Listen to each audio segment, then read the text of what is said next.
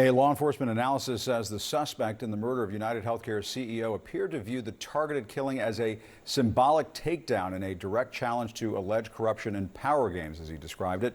26-year-old Luigi Mangione is now charged with second-degree murder for the death of Brian Thompson and is awaiting extradition back to New York. Police arrested Mangione Monday at a Pennsylvania McDonald's after an employee called authorities saying the masked customer resembled the suspect. Here's what a customer told CNN.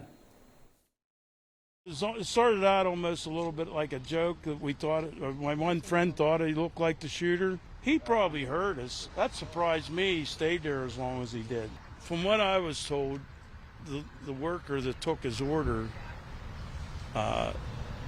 she said his eyes and his eyebrows, she just thought it was him. It's really, it's unbelievable. I still can't hardly believe it's for real, you know.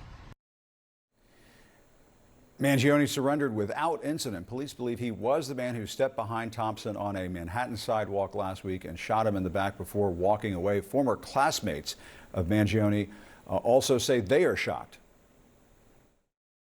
I can tell you that this is one of the last people you'd think would do something like this. You know, he was one of the nicest kids, most friendly kids that I had known at Gilman. And we have seen how some people on social media have glorified Brian Thompson's murder. There has been an avalanche of comments supporting it. Last week, a former Washington Post reporter said, quote, "People wonder why we want these executives dead." In just the last 24 hours, social media users have seized on the suspect's appearance. It's yet another sign of the toxicity of the public discourse in the U.S. Let's bring in CNN's chief media analyst, Brian Stelter. Brian, I mean, we have to say from the get-go, I mean, obviously, I mean, and it should go without saying that a murder like this is just unbelievably tragic, and he has a family, and it's completely uncalled for, full stop. What do you make of the reaction that we've been seeing on social media? It seems to underline this toxicity that exists in our culture. Yes, humanity versus inhumanity. That's the dividing line here. And I think most people, including on social media, are on the side of humanity. They don't want to see a father and a businessman killed in cold blood. But that minority that is out there, it's a minority opinion that's very loud, especially on social media, is expressing a kind of inhumanity. And I think it's almost kind of like they're saying, well, healthcare companies are inhumane to us, so we're just trying to treat them the same way. You know, this is a very, very complicated topic, and yet people, especially on these social networking sites, are trying to distill it into black or white, or in this case, the red, the color blood, and some are actually calling for the deaths of these executives and these leaders. What they really want, I think, is reform, but instead of calling for political reform, the kind of measures you were talking about earlier this hour, they're making it very simple, way too simplistic. And I think, Jim, this is what we see in an environment, in a culture where people will say things behind a computer screen they would never say to a person's face. This is a very vivid demonstration of that. Yeah, and we even have companies like Amazon trying to tamp this down. They're pulling products from the site, displaying the words deny, defend, depose, the same one scrawled on the bullet casings found at the crime scene. I mean, the killing has highlighted a lot of the concerns about the state of the healthcare system in the U.S. I had a conversation with Wendell Potter, who is a whistleblower on the healthcare industry. I used to talk to him all the time in the run-up to the passage of Obamacare. And sure, there are lots of problems with the healthcare industry. We talk about them from time to time.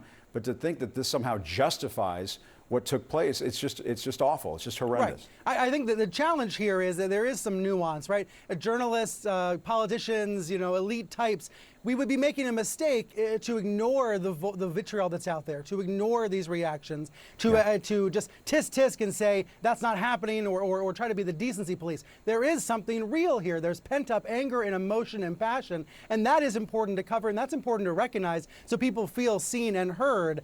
At the same time, though, when you have folks who are posting essentially death threats or celebrating this murder, that's where there's a line that we have to try to still have in this country and in this society, right, Jim? You've got to have still a line of decency.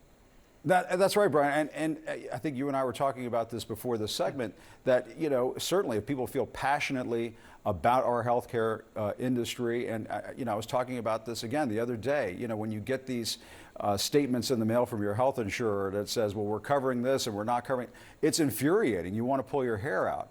But at the same time, there is a way for young people out there who are going online and talking about the suspect's appearance and so on.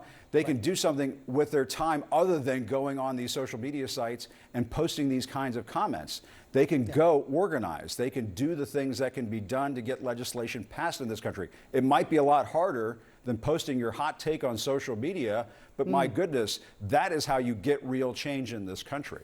Not doing what Mangione did, and certainly not putting him up on a pedestal.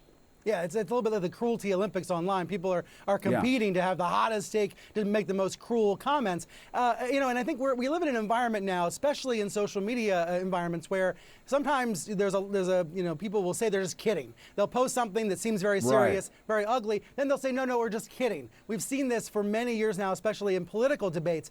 It is very difficult to have a debate or have a disagreement with someone who can then just say, well, I'm just joking. I'm not really calling for someone's killing. That's the environment, though, that we are in right now. It's a result of this culture that rewards and kind of viral and shocking comments. Always, though, Jim, it's important to recognize, I think the majority of people are not making these kinds of comments. It's this minority that sounds very loud on the internet, and that's why companies like Amazon are taking action, because they are recognizing this is a real phenomenon they have to grapple with.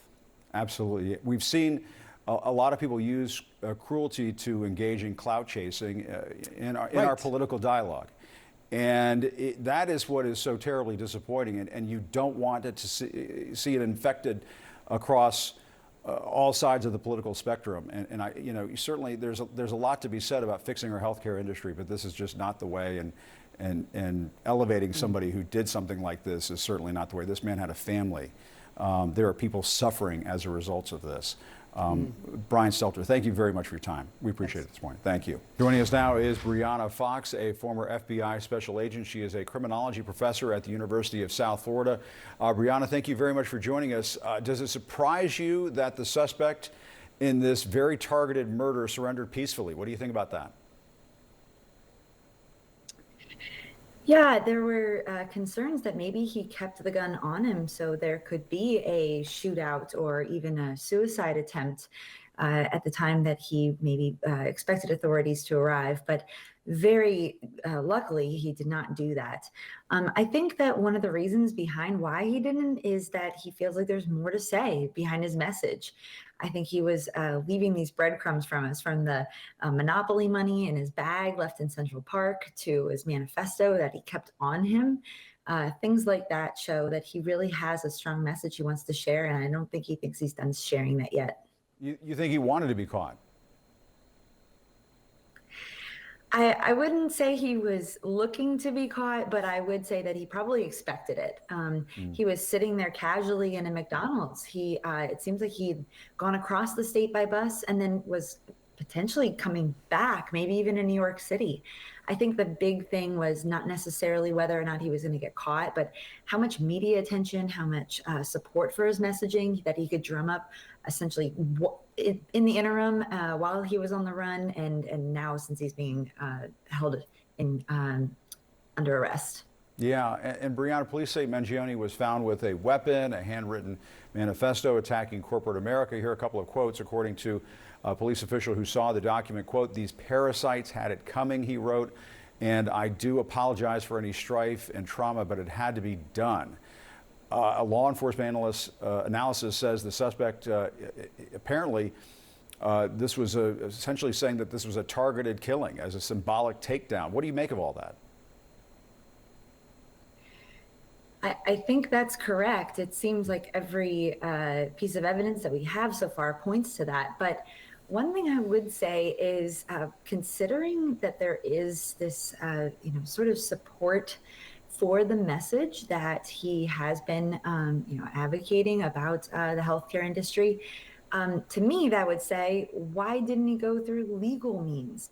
There is potentially a lot of support for this message. So why not go to politicians? Why not go to, protests? Why not do it through other means? The violent method was not necessary and never condonable. So I actually think the fact that there is so much, outcry about his arrest and people speaking out essentially with his message, that suggests he probably would have been successful if he had done this in a less violent way.